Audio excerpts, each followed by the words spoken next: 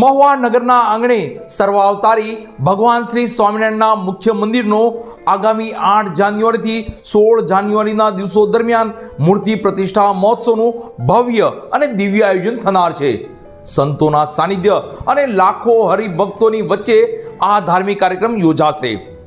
એક સાથે 1 લાખ હરિભક્તો ભોજન પ્રસાદનો લાભ લઈ શકે અને સભા મંડપમાં બેસી ધર્મનું જ્ઞાન મેળવી શકે તેવા આયોજન પણ થઈ રહ્યા છે.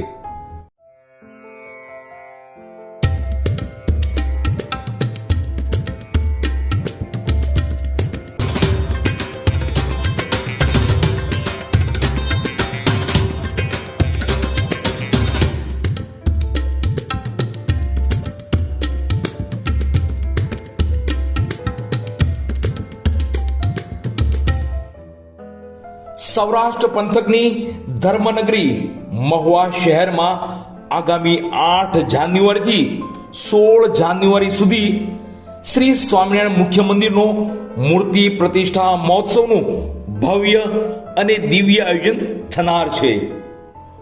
અતિ પાવન અવસર મહુવા નગરને આંગણે આવ્યો છે. તો ચાલો આ અવસરને વધાવવા અને તેના સાક્ષી બનવા આપણે પણ મહુવા નગરના મુખ્ય મંદિરે જઈ ધર્મ ભક્તિનો લાભ લઈએ.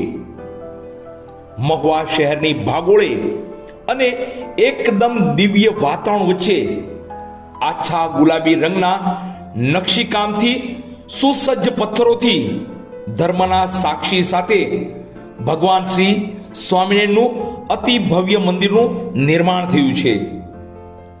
તીર્થધામ શ્રી સ્વામિનારાયણ મુખ્ય મંદિર ખાતે આગામી યોજાનાર ભવ્ય મહોત્સવની તડામાર તૈયારીઓ આરંભાઈ ચૂકી છે. ઘણા જ લાંબા સમયથી આ દિવ્ય મંદિરનું નિર્માણ કાર્ય શરૂ જ છે, પણ મહોત્સવની શુભ ઘડી નજીક આવતા કાર્યો પણ પવન વેગે થઈ રહ્યા છે. સૌરાષ્ટ્રના કાશ્મીર એવા મહુવા નગરમાં વન વિચરણ દરમિયાન ભગવાન શ્રી સ્વામિનારાયણ 3 રાત્રિ રોકાણ કર્યું હતું. અતિ પ્રસન્ન થયેલા પ્રભુએ ભક્તરાજ ઝીણાભાઈને ભક્તિથી પ્રસન્ન થઈ ભગવાન શ્રી હરિએ વરદાન આપ્યું હતું કે મહુવા નગરમાં સત્સંગનો જામો થશે. ત્યારે હાલ મહુવા નગરના આંગણે સર્વાવતારી ભગવાન શ્રી સ્વામિનારાયણની પૂર્ણ કૃપાથી ભવ્ય મંદિરનું નિર્માણ થઈ રહ્યું છે અને આગામી 8 જાન્યુઆરીથી 16 જાન્યુઆરી સુધી મૂર્તિ પ્રતિષ્ઠા મહોત્સવ પણ યોજાશે. આ મૂર્તિ પ્રતિષ્ઠા મહોત્સવ દરમિયાન શ્રીમદ સત્સંગી જીવન કથા પારાયણનું દિવ્ય આયોજન કરવામાં આવેલ છે, જેના વક્તા પદે સરદાર ધામ અને મહુવા ધામ સંસ્થાના પ્રણેતા એવા સ્વામી શ્રી નિત્ય સ્વરૂપદાસજી બિરાજી ગીત સંગીતના કલરવ સાથે કથા ગંગાનું રસપાન કરાવશે. મૂર્તિ પ્રતિષ્ઠા મહોત્સવ અંતર્ગત વિવિધ ધાર્મિક કાર્યક્રમો યોજાશે અને તેના માટે હજારો હરિભક્તો બેસી ધર્મમય થઈ શકે તેને લઈ વિશાળ સભા મંડપનું નિર્માણ થઈ રહ્યું છે. અહીં નજીકમાં જ ધાર્મિક પ્રદર્શનને લઈ વિશેષ આયોજન કરવામાં આવ્યું છે. ત્યાં અવનવા ફ્લોટ પણ ઊભા કરાયા છે. ત્યાં સંતોના સાનિધ્યમાં અને તેની દેખરેખ અને સૂચન મુજબ વ્યવસ્થા ઊભી કરવામાં આવી રહી છે. તો મૂર્તિ પ્રતિષ્ઠા મહોત્સવમાં પધારનાર હરિભક્તો માટે વિશાળ ડોમ મંડપમાં એક સાથે 50,000 હરિભક્તો પ્રસાદ લઈ શકે તેવી વ્યવસ્થાનું આયોજન થઈ રહ્યું છે. તો આ મૂર્તિ પ્રતિષ્ઠા મહોત્સવના દિવ્ય અવસર અંતર્ગત મહાઅભિષેક દર્શન, અન્નકૂટ દર્શન, દિવ્ય પ્રદર્શન, કથા અમૃતનું રસપાન, સંતોનું સાનિધ્ય અને ભગવાન શ્રી સ્વામિનારાયણના દિવ્ય સાનિધ્યમાં ચાલો આપણે પણ જવાની તૈયારી કરી ધન્ય બનીએ. તમામ તૈયારીના કાર્યો આખરી ઓપ તરફ જઈ રહ્યા છે. મૂર્તિ પ્રતિષ્ઠા મહોત્સવના કાર્યની તૈયારી પૂર્ણતાને આરે છે. જય સ્વામિનારાયણ.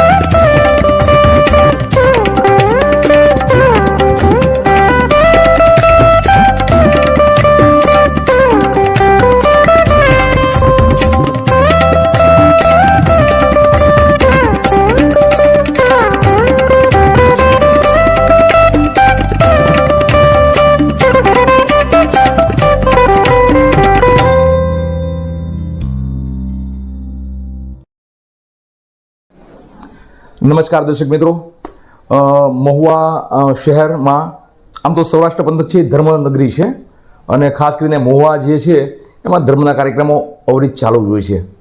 ત્યારે હાલમાં આગામી દિવસોમાં 8 જાન્યુઆરીથી 16 જાન્યુઆરી સુધી પ્રતિષ્ઠા મહોત્સવનું અતિ ભવ્ય આયોજન છે. ત્યારે નૂતન સ્વામિનારાયણ મંદિર જે આપણે છે મહુવા શહેરમાં બની રહ્યું છે, ત્યાં વ્યવસ્થાને લઈ બાલ સ્વામી સાથે આપણે જોડાયેલા છીએ. બાલ સ્વામીને મળીએ આપણે પહેલાં, અને તેની સાથે શું વ્યવસ્થા છે, કેવા કાર્યક્રમો છે, હરિભક્તો કેટલા લાભ લેવાના છે, તે સમગ્ર વાત કરીશું. નમસ્કાર સ્વામી, અમારી સાથે જોડાવા બદલ અમારો ખૂબ ખૂબ આભાર. સ્વામીજી, એક તો પહેલાં એવું પૂછીશ કે પ્રતિષ્ઠા મહોત્સવ જે ઉજવનાર છે આપણો, જે 8 જાન્યુઆરીથી 16 જાન્યુઆરી સુધી, તો કેવા કેવા કાર્યક્રમો છે આ દિવસો દરમિયાન? જય સ્વામિનારાયણ. મહુવા સ્વામિનારાયણ મુખ્ય મંદિરના મૂર્તિ પ્રતિષ્ઠા મહોત્સવમાં એક તો 9 દિવસ સુધી એક સપ્તાહ નવાન પારાયણનું પણ આયોજન કરવામાં આવ્યું છે, જેમાં અમારા ગુરુ શ્રી સદગુરુ સ્વામી નિત્ય સ્વરૂપદાસજીના સ્વમુખે શ્રીમદ સત્સંગ જીવનની કથાનું નવાન પારાયણ વંચાશે.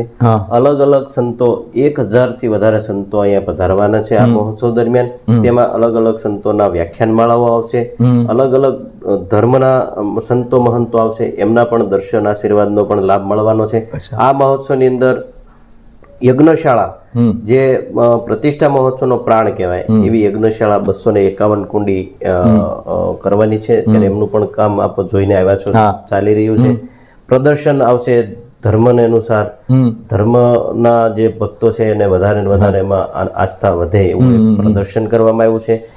આપણો જે સભા મંડપ છે કથા વાર્તાનો, એની અંદર 40,000થી વધારે ભક્તો એક સાથે બેસીને કથા વાર્તાનો લાભ લઈ શકે એવો વિશાળ કથા મંડપ છે.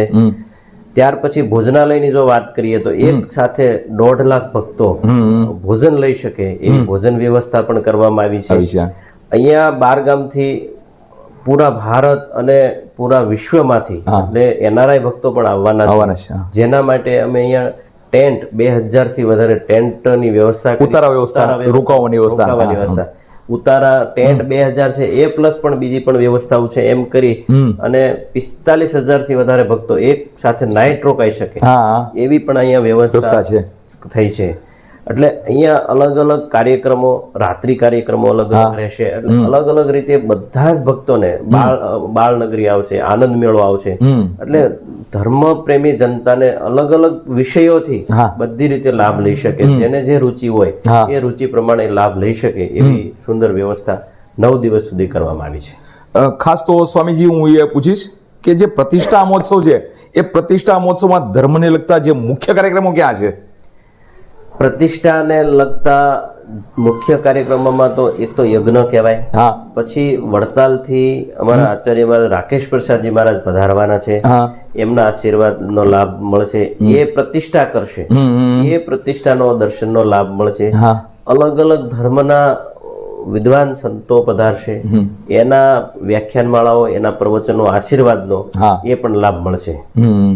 અને રોજે લગભગ હરિભક્તો તમે કીધું એમ કે 40,000થી 45,000 રોકાવાય અથવા તો ઉતારાની વ્યવસ્થા છે, તો તેની સામે ભોજનશાળાની વ્યવસ્થા એટલી સ્વામીજી રાખવી પડતી છે ને? ભોજનશાળા એક સાથે 1.5 લાખ ભક્તો, 1.5 લાખ ભક્તો, હા, માનો કે 40, 45 કે 50,000 લોકો અહીંયા રાત્રિ રોકાય છે, એ તો છે જ. એ સિવાય મહુવા જાહેર જનતામાં આપણે આમંત્રણ આપ્યું છે, જાહેર આમંત્રણ આપ્યું છે. એટલે મહુવાના ભક્તો પણ પધારશે. આજુબાજુના ગામડાઓમાં પણ ધર્મને અનુસર જે લોકો હોય છે, જે લોકો ધર્મને આસ્થા ધરાવતા એવા ભક્તો પણ અહીંયા પધારવાના.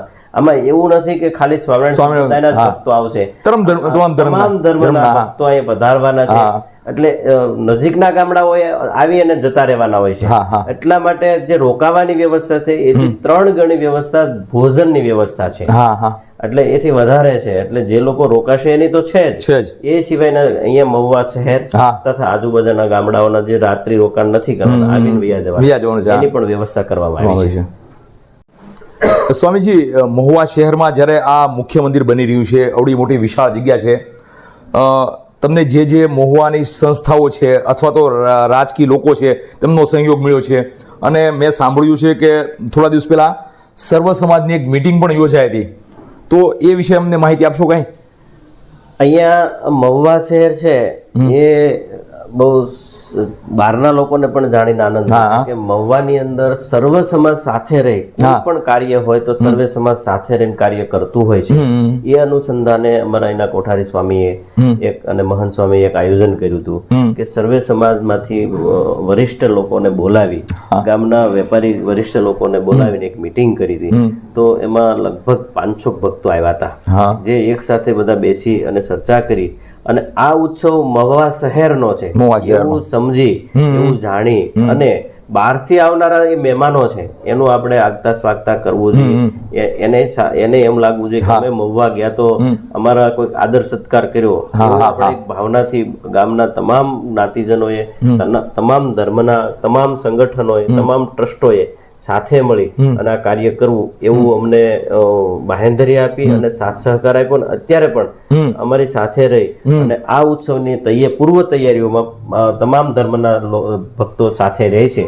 અને મહુવા શહેરમાં 16 જાન્યુઆરી આપણી પ્રતિષ્ઠા છે, એટલે 15 જાન્યુઆરીએ જેમ રામ મંદિરની પ્રતિષ્ઠા થઈ અને ઘરે ઘરે દીવડા થયા, ઘરે ઘરે આતશબાજી થઈ અને ઘરે ઘરે તોરણ બંધાણા, એવા મહુવા શહેરમાં ઘરે ઘરે તોરણ બંધાય, એવા ઘરે ઘરે દીવડા થાય અને ભગવાનની પધરામણી સ્વાગત કરીએ છીએ. એ ભાવનાથી તમામ મહુવા જનતાને આ ગામ, તમામ જ્ઞાતિજનો, તમામ ટ્રસ્ટો, તમામ સંપ્રદાયના ભક્તોએ આવી અને આવી રજૂઆત કરેલી અને એ બધાએ સહજ સ્વીકારેલી.